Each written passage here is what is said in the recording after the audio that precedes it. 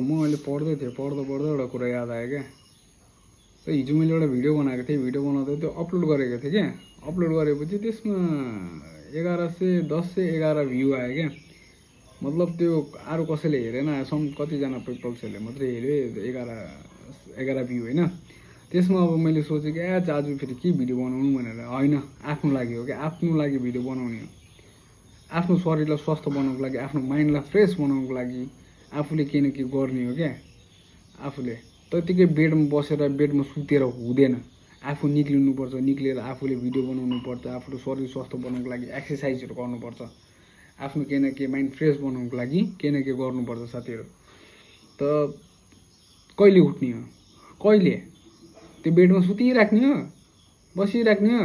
उठ्ने हो, जाने हो, बाटोतिर कुद्ने हो, यसो ग्राउन्डतिर पनि कुद्ने हो, बाटोतिर कुद्ने हो, यसो डम्बलहरू उठाउने हो। कहिले उठाउने? मैले त उठाउनु स्टार्ट गरेँ, तिमी कहिले उठाउने? माइन्डलाई फ्रेस हुन्छ पढेपछि, पढ्ने हो, एक्सर्साइज गर्ने हो, आफ्नो शरीरलाई स्वस्थ बनाउने हो। कहिले गर्ने तिमी? म त गर्नु स्टार्ट गरेँ। लु स्टार्ट, लु कुद।